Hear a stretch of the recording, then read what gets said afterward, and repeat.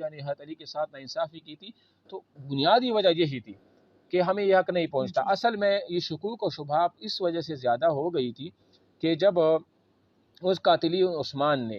حضرت علی کے ہاتھ پر بیعت کر لیا اور وہ اس کی لشکر میں شامل بھی ہو گئی، تو حضرت امیر معاویہ نے کہا کہ انہوں نے تو آپ کے ہاتھ پر بیعت بھی کیا ہے اور آپ کے لشکر میں شامل بھی ہو گئے، تو کم از کم آپ ابھی خلیفہ ہیں تو آپ ان سے کیا کریں، ان سے انتقام لے لیں۔ لیکن حضرت علی نے کہا کہ نہیں، اب میں نہیں لے سکتا، اس کی وجہ یہ ہے کہ میری حکومت غیر مستحکم ہے اور سینکڑوں یا اس سے زیادہ کی تعداد میں میرے لشکر میں وہ لوگ موجود ہیں۔ اور ایک دفعہ ہوا بھی تھا ایسا کہ جب انہوں نے آواز لگا دی کہ کون ہے وہ الگ ہو جائے جنہوں نے حضرت عثمان کے قتل میں حصہ لیا تھا یا جو انہوں نے ایسا فتنہ برپا کیا تھا، تو وہاں سے سینکڑوں یا مثالوں سے زیادہ بھی لوگ کھڑے ہو گئے اور ہر ایک نے کہا کہ ہاں میں قاتلین عثمان میں سے ہوں، میں قاتلین عثمان میں سے ہوں۔ تو حضرت علی کو تھوڑا سا خوف پیدا ہوا کہ ایسا نہ ہو کہ اگر میں ان کے خلاف ایکشن لوں گا تو ایسا نہ ہو کہ ایک دفعہ پھر جو ہے نا وہ خونریزی ہو مدینہ کے اندر، ان کی حرمت کو پامال کیا جائے۔ یہی تو وجہ ہے۔ حضرت علی بڑی متقی پرہیزگار اور اعلیٰ درجے کے صحابی تھے، انہوں نے اسی لیے جو ہے نا، اگر آپ سے پوچھے یہ سوال ذہن میں رکھ لے، بہت امپورٹنٹ سوال ہے کہ حضرت ابوبکر کی صدیق کے دور میں تو دارالخلافہ مدینہ تھا، عمر کے دور میں بھی دارالخلافہ مدینہ تھا، عثمان کے دور میں بھی دارالخلافہ مدینہ تھا، پھر علی نے مدینہ سے منتقل کر کے کوفہ کیوں لے گیا دارالخلافہ کو؟ تو حضرت علی نہیں چاہتے تھے کہ میں اگر ادھر رہوں گا نا مدینہ منورہ تو ان کی حرمت کو جو پامال کیا گیا ہے، عثمان کو مظلومانہ طور پر شہید کیا گیا، ایسا نہ ہو کہ میرے ہوتے ہوئے بھی کوئی ایسا واقعہ رونما ہو جائے تو چلو میری تو موت ہو جائے گی، میں تو شہید ہو جاؤں گا، لیکن یہاں پر کیا ہوگا، مدینہ کی حرمت جو ہے نا وہ پامال ہوگی، لہذا اس حرمت کو پامال نہیں کرنا چاہتے تھے، اس لیے انہوں نے وہاں سے منتقل کر دیا۔ 36 ہجری کو مدینہ منورہ سے دارالخلافہ منتقل کر کے کوفہ لے گئے تھے، 36 ہجری کو۔ یہ امپورٹنٹ سوال ہے اور اس میں وہ شکوک و شبہات وہ بھی ختم ہو جاتے ہیں۔ چلو سر، یہ حضرت عثمان کو کون سی جنگ یا کس واقعے میں شہید کیا تھا اور وہ لوگ کون تھے؟ یہ دیکھو، یہ تو لمبی کہانی ہے نا، لیکن ہم پہلے جو ہم نے پڑھا نہیں ہے نا، ہم عثمان کو جب پڑھیں گے نا وہاں پر یہ ہے نا، وہاں پر اصل میں کچھ لوگ تھے جو میں نے ابتدا میں آپ کو بتایا تھا کہ عبداللہ بن سبا جو صنعاء کا رہنے والا تھا، اصل میں تھا یہودی۔ حضرت ابوبکر حضرت عمر فاروق کے دور میں بھی یہ تھا، لیکن کو اس فتنے کا موقع نہ ملا۔ امیر عثمان چون کی نرم خو تھی، نرم دل تھے اور وہ عمان سے اتنا وہ زیادہ سختی بھی نہیں کیا کرتے تھے، تو ان کو موقع مل گیا کہ اب جو ہے نا ان زہر کو پھیلایا جائے۔ انہوں نے بیجا الزامات امیر عثمان پر لگا دیے کہ آپ خلافت کو چھوڑ دے اور آپ دستبردار ہو جائے، اس لیے کہ آپ اپنے عمال کا محاسبہ بھی نہیں کرتے، آپ جو ہے نا اپنے رشتہ داروں کو بڑے بڑے عہدے بھی دیے ہیں اور آپ جو ہے نا بیت المال کا بے دریغ استعمال کرتے ہیں اور یہ ہوتا ہے وہ ہوتا ہے وغیرہ وغیرہ، بیجا الزامات جو ہے نا انہوں نے لگا دیے۔ یہ فتنہ تقریباً 5 سال تک رہا۔ یہ فتنہ آخر میں کیا ہوا، جب سارے لوگ حج پر چلے گئے تو وہی عبداللہ بن سبا جو یہودی تھا، بصرہ سے، کوفہ سے اور مصر سے اور شام سے کچھ، شام سے نہیں، مصر سے کچھ لوگ آ گئے جو باغی تھے اور انہوں نے حضرت عثمان کو کیا کر دیا، پھر وہ شہید کر دیا۔ یہیں سے وہ شروع ہو گیا تھا۔ ٹھیک، چلو سنو اور غور سے سنو کہ حضرت محمد صلی اللہ علیہ وسلم جو شریعت لے اس میں نو انصافی کی پورے جمہور اصول ختم واقعات طور پر موجود ہیں۔ آپ نے اس کامل مکمل شریعت کی تعلیم و تبلیغ کا فرض پورے طور پر انجام دیا۔ اس شریعت کے بعد قیامت تک کوئی دوسری شریعت نازل ہونے والی نہیں، جبکہ اس شریعت کا دامن قیامت کے دامن سے ملا ہوا ہے اور نوع انسان کو اپنے سعادت اور صلاح و فلاح تک پہنچنے کے لیے اس شریعت کی احتیاج،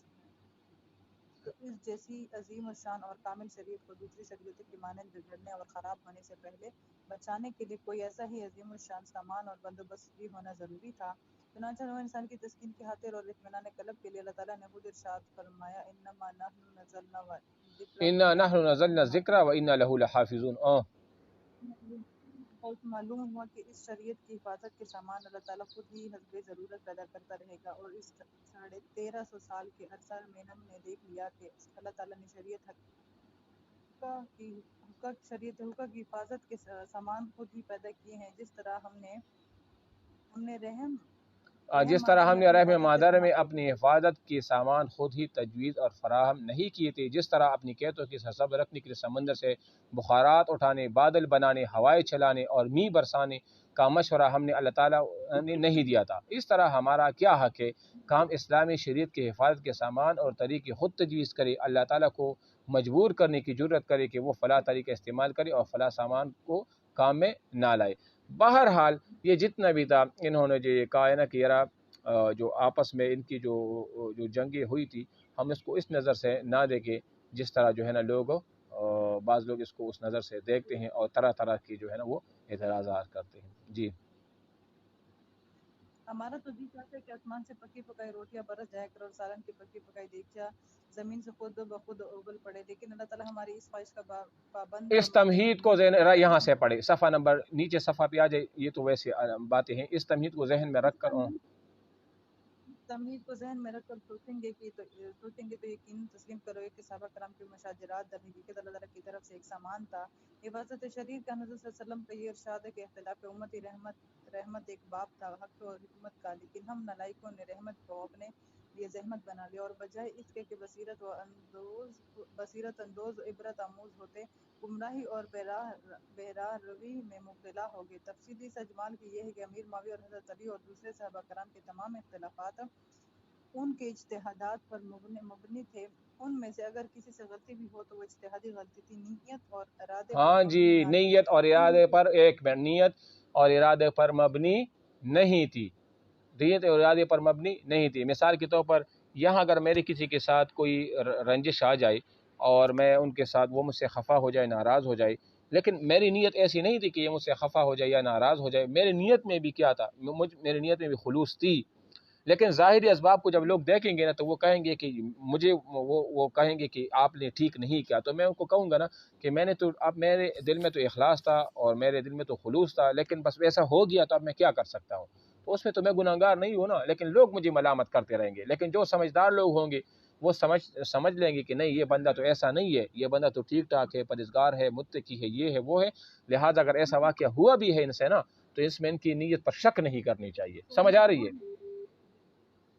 سر وہ بندہ کون تھا جس نے حضرت علی کے اوپر وہ دونوں لڑ رہے تھے اور اس میں تھوک پھینکتا تھا، پھر اس نے کہا تھا کہ اب تمہاری جنگ مجھ سے ہے، تو اس نے اس کو مارا نہیں. پھر ہے. چلو یہ ابھی آپ یہ پڑھنا، پھر میں بتا دوں گا کہ کون ہے کون نہیں بھی. ٹھیک ہے سر. نیت اور ارادے پر مبنی نہ تھے، ان میں سے کوئی ایسا بھی نہ تھا جو دیدہ دانستہ شریعت اسلام اور احکام الہی و ارشادات نبی صلی اللہ علیہ وسلم کی مخالفت میں رمادہ ہو سکتا. حضرت علی نے جو کچھ کیا اپنے نزدیک حق سمجھ کر کیا، اسی طرح حضرت امیر معاویہ جو کچھ بھی کرتے تھے اپنے آپ کو حق وراثی پر سمجھ کر کرتے تھے. یہی حالت دوسرے صحابہ کرام کی تھی. جس نے جس کو حق سمجھا وہ اس کا طرفدار اور حامی بن گیا، اور یہ سب کچھ منشاء الہی کے ماتحت ہوا. اللہ تعالیٰ نے یہ اندرونی جھگڑے پیدا کر کے صحابہ کرام کی ایک جماعت کو تو ان کاموں میں مصروف کر دیا، اور دوسری جماعت نے ان آپس کے تنازعات سے بددل ہو کر حکومت سلطنت کے کاموں سے بالکل بے تعلق اختیار کر کے تنہائی و گوشہ نشینی اختیار کر لی. جب تک یہ اندرونی اختلافات پیدا نہیں ہوئے تھے، صحابہ کرام کی تمام تر کوشش و ہمت کفار کا مقابلہ کرنے اور جنگ و فکار کے میدانوں میں کامیاب حاصل کرنے میں صرف ہوتی تھی. حضرت ابوبکر صدیق اور حضرت عمر فاروق کی خلافتوں کا تمام زمانہ ایسی مارکارائیوں اور جنگ آزمائیوں سے پر ہے. جنگ آزمائیوں پر ہے کہ صحابہ کرام کے تمام طبقات کی نگاہیں